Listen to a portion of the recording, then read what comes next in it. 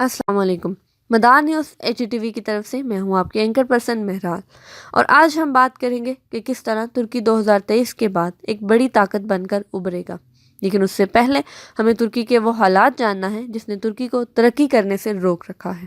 जब हम तुर्की का नाम लेते हैं तो हमारे जहनों में फ़ौरन अर्तगरल ड्रामा आ जाता है, जिसमें अर्तगरल गाजी और उस्मान के हालात ज़िंदगी दिखाए गए हैं। अर्तगरल गाजी और उस्मान ने 625 साल हुकूमत की और उस्मानिया खिलाफत की बुनियाद भी रखी। इस्लाम का झंडा हर तरफ लहराया, मगर एक वक्त आया कि उस्मानिया खिलाफत का जवाल आ गया और ये खिलाफत ख़त्म हो गई। ब्रिटिश राज और उसके खलीफों ने तुर्की को एक माहदे के ज़रिए अपने ही हदूद तक लिमिटेड कर दिया।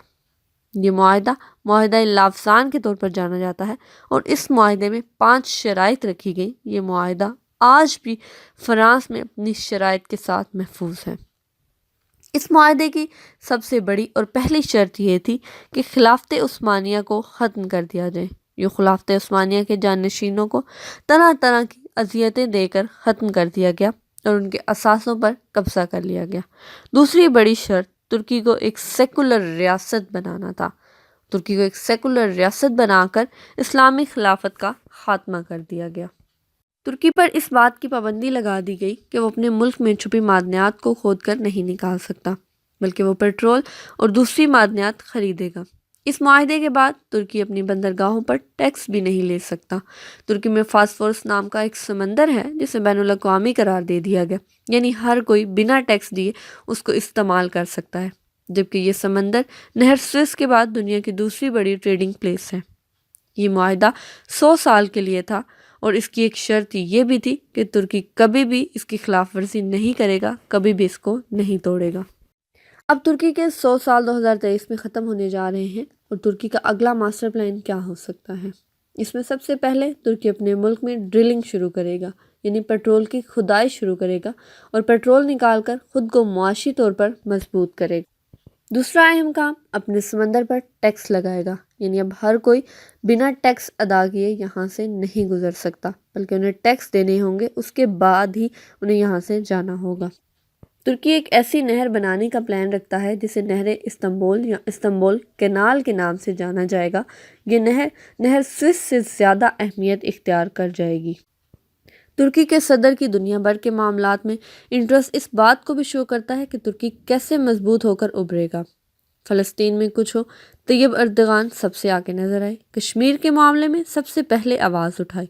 दुनिया में हर जगह जहाँ भी मुसलमानों पर जुल्म हुआ, तैयब अर्दगान सबसे पहले आवाज़ उठाते हैं।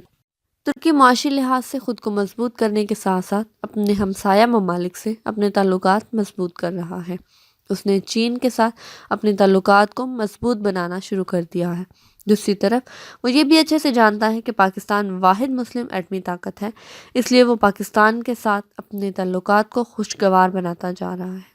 दूसरी तरफ तुर्कों की बड़ी ख्वाहिश है कि खाना काबा और मस्जिद नबवी की जिम्मेदारी उन्हें वापस मिल जाए, लेकिन आले सऊद ऐसा नहीं होने देगी। फिर इसका सलूशन वोटिंग सलूशन होगा और Iran, Pakistan, Bharat, central Asian ममालिक ये वोटिंग में बहुत ज़्यादा अहम किरदार अदा करेंगे। आले सऊद के ताल्लुकात बहुत मजबूत हैं, लेकिन दूसरी तरफ तुर्की ने भी अपने ताल्लुकात मजबूत करने की कोशिशें तेज़ कर दी हैं।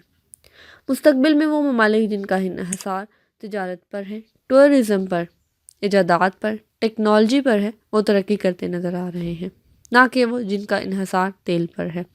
आले सऊद का मुकम्मल इन्हिसार तेल पर है, जबकि तुर्की इन तमाम शराइत पर पूरा उतरता है। ये फ्यूचर में मोस्ट प्रेडिक्टिव सिचुएशन है, जिसमें नज़र आता है कि 2023 के बाद तुर्की एक मास्टर प्लान को लेकर चलेगा और एक बड़ी ताकत बनेगा। अगर आपको हमारी वीडियो अच्छी लगे हो तो हमारे चैनल को लाइक, सब्सक्राइब और शेयर कीजिए। Thank you.